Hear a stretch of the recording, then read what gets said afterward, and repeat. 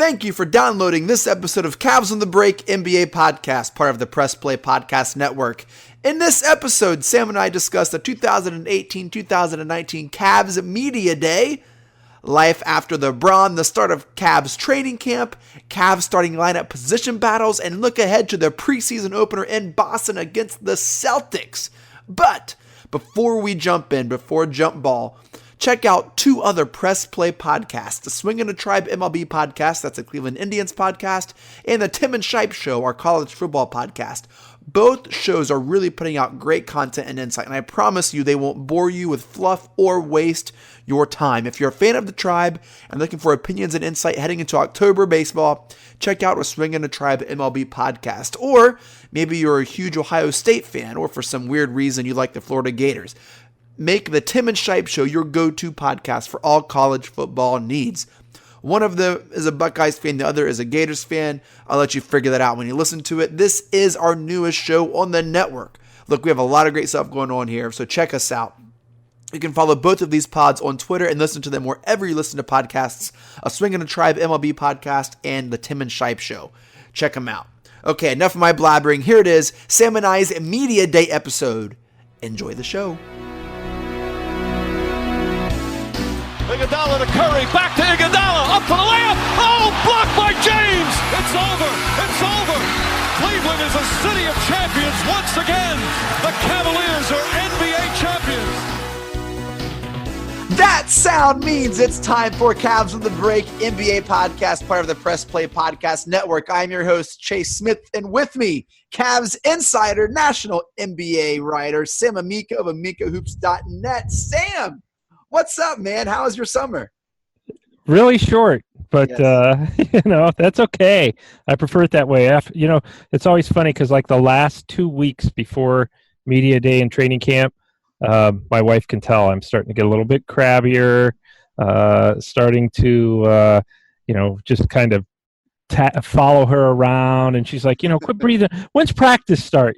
So it's good that it's good that the season is really underway with the start of training camp. And underway it is.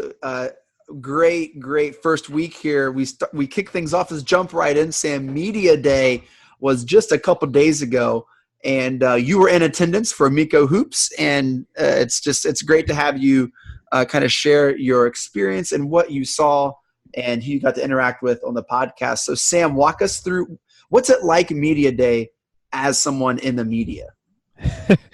First of all, it was a lot different this year than the previous 4 years. Sure. It was the last 4 years, all the big networks were there, all the big heavy hitter sports writers and sports broadcasters, and everybody who covered the NBA basically was there for LeBron for the past 4 years, and they weren't there for J.R. Smith. No, they weren't, and they certainly weren't there for JR this week either. But you walk in this year and it's just an entirely different animal because now, for me, I'm kind of used to it because I covered the team for the 4 years LeBron was gone. I covered him when he was here the first time, and then the 4 years he was gone, and then when he came back, and now gone again. So it wasn't a big shock to me, but it still was a little bit. You walk in, and before, there were lights everywhere. It was hard getting in. You have to take a shuttle. You can't park in the Cavs practice facility parking lot on media day. You can any other time, like training camp.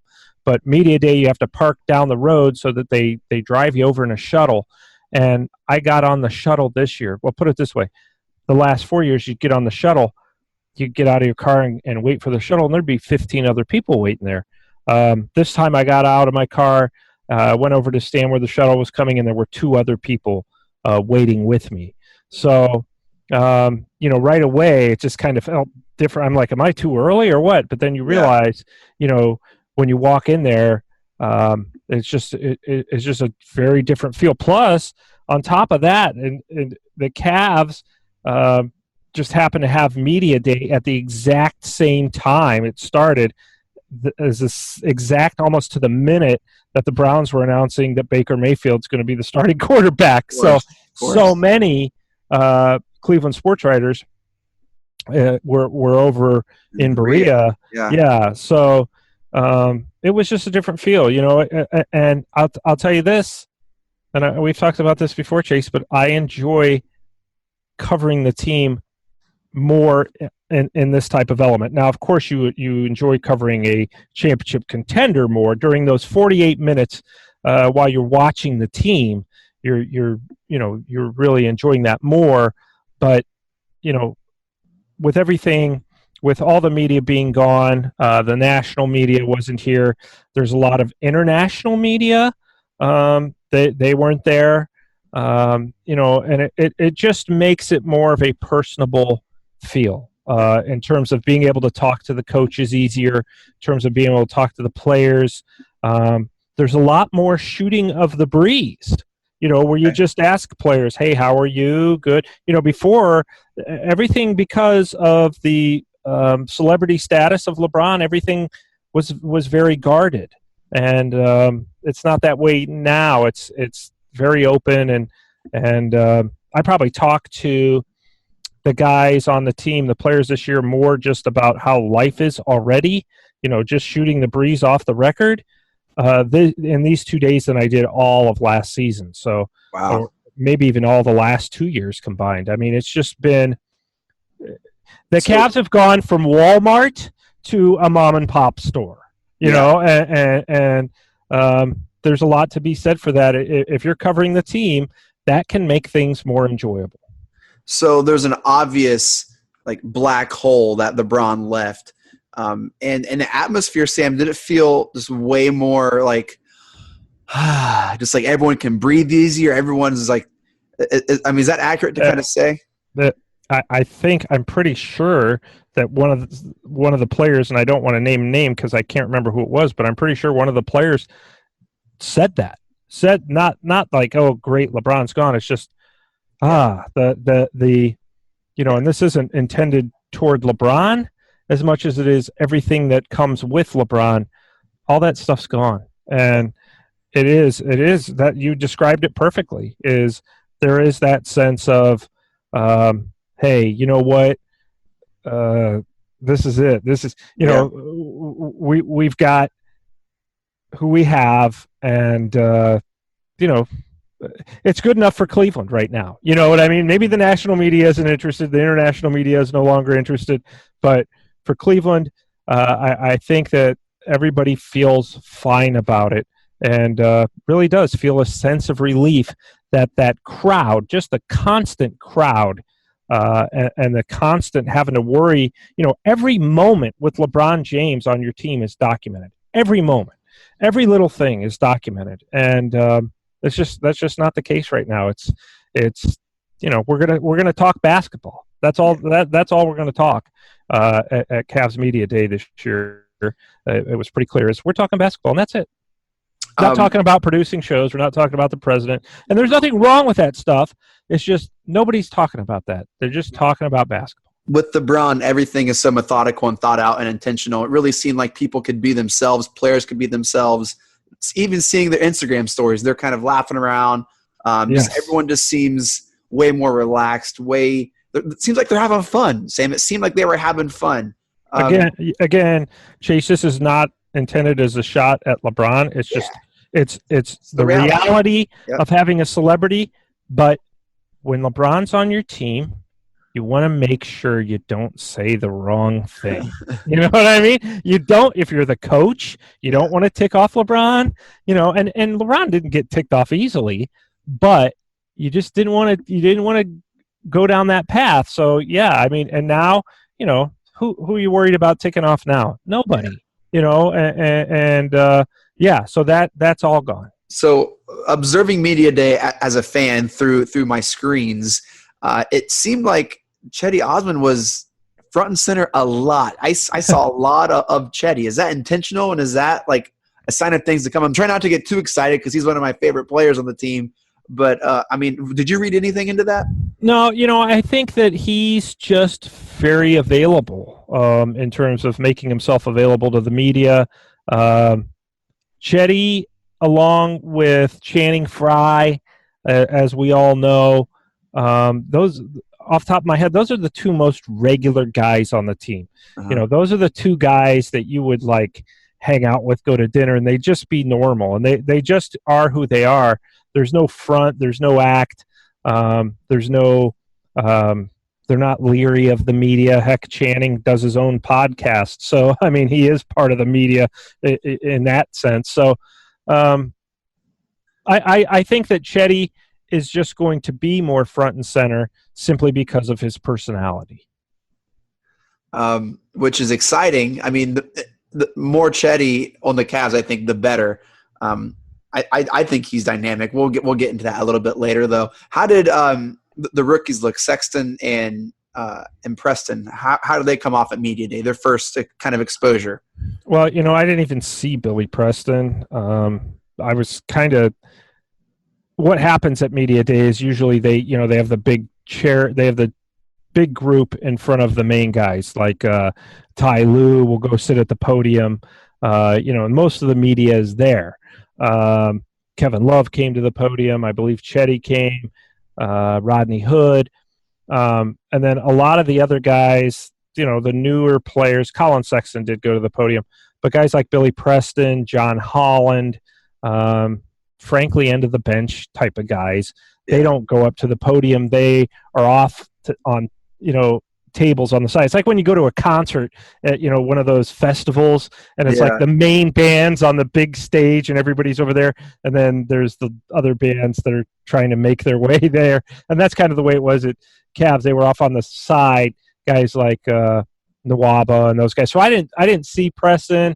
I didn't talk to him yet. Now, obviously, I'm going to at training camp, but on media day, I haven't had any interactions with him. But I thought Sexton was great. I mean, he's an extremely confident player, and that's one of the things that they keep talking about. And I think people saw at Summer League is this guy plays. He knows one speed, and he is unbelievably confident. I remember, and I'm sure you could find this on YouTube, when he was a high school senior, and it might have been AAU, that he was playing against a team coached by Penny Hardaway, and Penny Hardaway's son was on the team, and this was like his senior year, so 2 years ago. Colin Sexton 2 years ago. Is this where he stares down the guy in the free throw? No, he turned to Penny Hardaway and said, "Your son can't guard me. You can't guard me. You got to get him off of me." Penny Hardaway, and Penny ignored him, but I mean, that's who he is. He's brash, controlled, but a wonderful, wonderful kid. And we had a one-on-one interview with him when he did his basketball camp in Atlanta.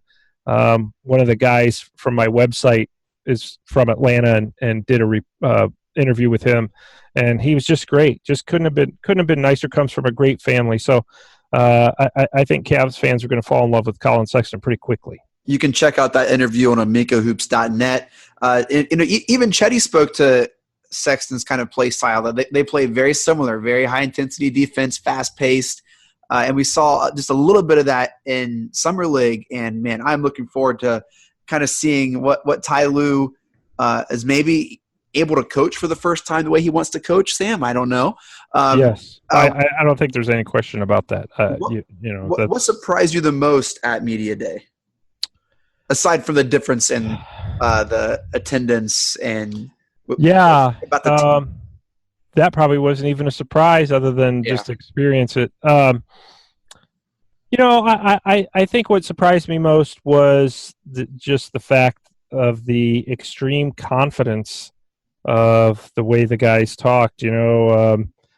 Tristan Thompson had one of the great lines, because somebody asked him about, when LeBron left in 2010, how is this team different? And Tristan says, well, in 2010, I'm not sure and I'm not quoting him directly here, but his implication was, in 2010, they didn't have a lot of NBA players or guys who were on the fringe of the NBA. Now we have NBA players still on the team. So I just think that the overriding sense, and I suspected it would be there, this overriding sense of not just relief, but hey, we can do this. We can compete. We can be good. And we can surprise some people. That surprised me. There was no, oh, we just want to get to the playoffs. That's our goal. There was none of this, we'll see what happens. There was none of that. We know what we can do, and we feel confident, and we believe in that. And that surprised me because it was to a man. You didn't have anybody saying, I just want to fit in and find my role. You had everybody talking about the team, and that was a pleasant surprise because you don't always get that. And I think a lot of credit goes to Kobe Altman for being able to develop this team with LeBron still there to bring in talent that took us to the finals. But also, we have a really young core, Sam, and it's true. They're young, athletic. Obviously, not every piece that we need is on the team. Still, there are a couple moves to be made if we really want to compete. But you have to be encouraged with this team compared to where, like Tristan said, 2010, where it was just kind of like a shambles. Yeah, well, that team was gutted. There was nothing that was the same. Barely. I think Mo Williams, Daniel Gibson, a few others, Anderson Varejao remained, but that team was totally gutted. New coach. This is the same coach, the same familiar voice, and Ty Lue spoke to that on the first day of training camp, saying that we have familiarity. Even though we're missing, you're not going to replace LeBron James, but there is something to be said for guys being familiar. And you're right, Kobe Altman deserves a lot of credit because some of those trades that he got rid of, frankly, dead wood at the trading deadline in February. You brought in Jordan Clarkson, you brought in Larry Nance Jr., you brought in George Hill, and those guys are still here. So did I miss somebody out of those? I thought they brought in 4 new players. Either way, George Hill, Larry Nance Jr., Jordan Clarkson. I know I'm forgetting somebody. Maybe they're not here anymore. But either way. No, I think that was it. Okay. But either way, they brought those guys in, and those guys are going to play. Those 3 are going to play an integral part of what the team is doing this year, and particularly Nance Jr. and Clarkson moving forward. We got rid of 4. We got rid of Isaiah Thomas, Crowder, Wade, that's right. And who's the 4th? I thought of the 4th, and as I'm listening, I forgot them. Crowder, Wade, Thomas, and Thomas. It wasn't Shumpert, was it? Gosh, I don't even remember. I think Shumpert may have gone before that, but no, Shumpert went in the George Hill deal. Okay, yeah. Okay. So let's pivot here to training camp. Today was the first day of training camp. Sam, you were in attendance. How did the team look? There was a lot of, while they're practicing, it's really interesting because, you're sitting in a little room just right outside the gym with the door closed. It was so loud in there. It sounded so intense. You could hear the sneakers. You didn't hear this before. Now, I don't know whether they just didn't do this at the end of practice or what, but then Kevin Love comes out and he said, we were really getting up and down the floor the last half hour of practice, toward the end of practice. And he said, I'll tell you what, you're going to have to be in great shape because this ball is going to move. There are going to be a lot of options off the offense. You're going to have to be ready. He said, because we are now, as opposed to creating off the dribble, the Cavs are now, and they don't have LeBron or Kyrie to create off the dribble. Yeah. Off the dribble. They are now creating off the pass. And beautiful.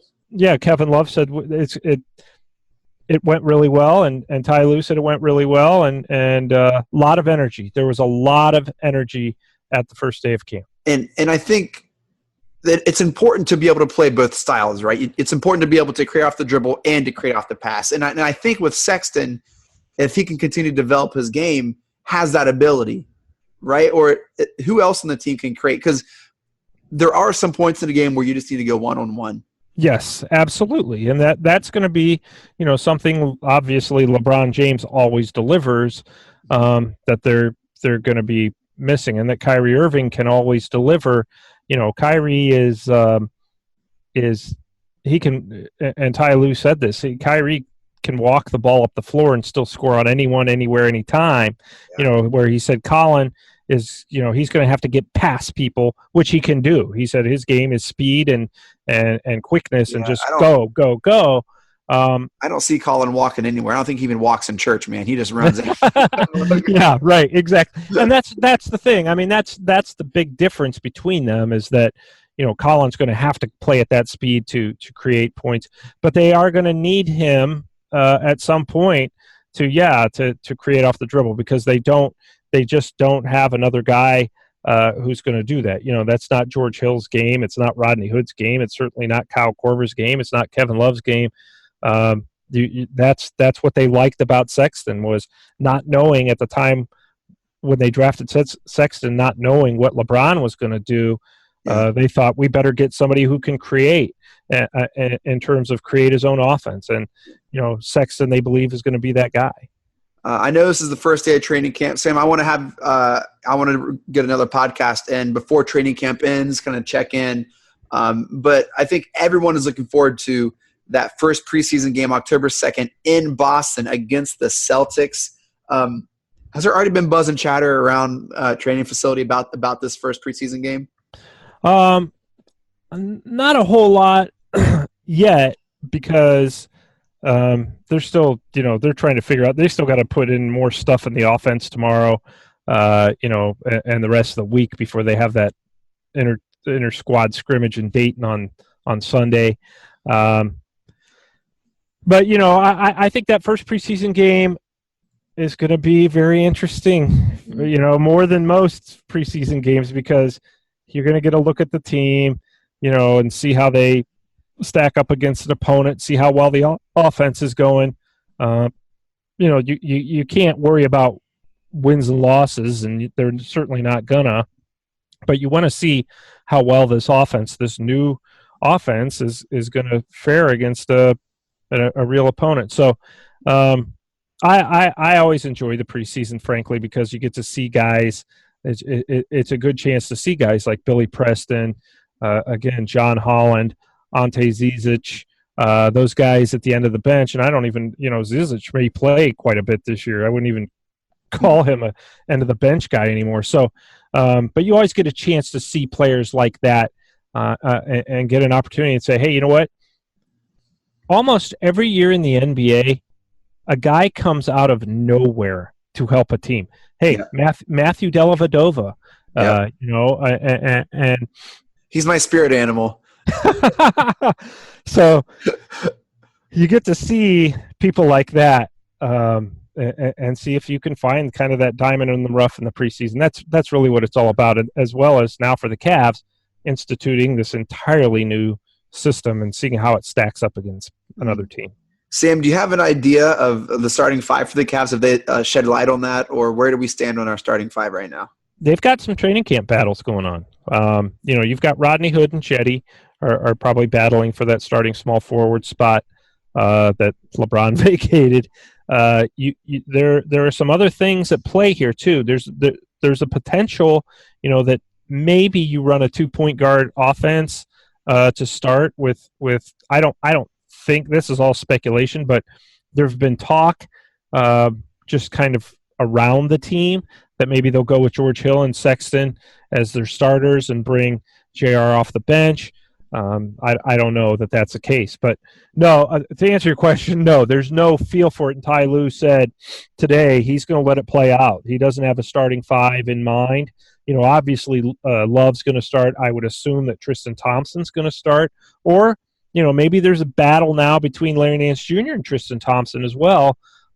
So I suspect that there's, other than Love, there's a battle at every position, because frankly, George Hill, while you kind of pencil him in as a starter, if Sexton outplays him, there's a possibility that Sexton could start at point guard. You know what the George Hill-Sexton battle reminds me of, Sam? Tyrod and Baker for the Browns. There you go. I think there's a lot of similarities. I think George Hill's consistent. He's an above-average point guard. Yep. But you know what you're going to get from George Hill. He's going to be a great leader. He's going to come in early. He's going to stay late. He's going to he's not going to kill you, but he's not going to win you the game. Right. But Sexton. Maybe Baker Mayfield and Sexton are spirit animals like you and Matthew Dellavedova. But honestly, there's a lot to be. You hope, just like you kind of hoped with Baker Mayfield, that Taylor would be, able to last at least a big part of the season, so that Mayfield could kind of sit back, watch, and not be thrown to the wolves, which after one game looks like an okay situation. But and the Cavs are same thing with Hill. You kind of want him to be the guy, but you're also hoping, gosh, it'd be great if Sexton were to beat him out already, because that would show you that you made the right pick. But look, you're talking about a guy who, I don't know if George Hill's 32, 33, somewhere in there, and Sexton is 19. So it would probably be tough for him to win that starting point guard spot. It may not be tough for him to start, though, if they were to go with that two kind of point guard lineup. Yeah, we'll definitely keep us updated on that, Sam. Guys, check out amikahoops.net for updates all throughout training camp. Make amikahoops.net your go-to place for Cavs information, and make Cavs on the Break your go-to place for Cavs podcast news. You listen to it on commute, listen to it when you're working out. Pretty much whatever you want to do, you can listen to us. That does it for this episode of Cavs on the Break NBA podcast. Thank you all so much for downloading and listening. You can check Sam on amikahoops.net for breaking news, insider info. Don't miss out on that. Hey, let us know your thoughts. We would love to hear from you. You'd love to hear from you on iTunes. You can leave us a review. You can give us a rating. It does help with iTunes search algorithms and other podcast programs. If you could do that, that would give us that would just help me sleep better at night, Sam. I don't know about you. Whatever helps you sleep better will right. help. Make sure to follow us on Twitter at Cavs on the Break. Follow Sam on Twitter at Amica Hoops. Catch all of his work and writing at amikahoops.net. And Sam, any final thoughts before Mike Breen takes us out? I just think that there is reason to be intrigued with this team, and I think that Cavs fans, hey, you know what? Cheer for the element of surprise, because it could be coming. Yep. Hey, we have a lot of really great guests coming up on here the next couple of weeks. We're not going to reveal them now, but guys, listen, just subscribe. Make sure you kind of stay up to date with what's going on. We are in it for the long haul. You're going to hear from us all season, all training camp, all preseason. Make us your go-to podcast for all Cavs information. Sam, thanks for a great episode. And Mike Breen, take us out! Congratulations, Cleveland. Your decades-long wait is finally over. The Cavaliers are NBA champions.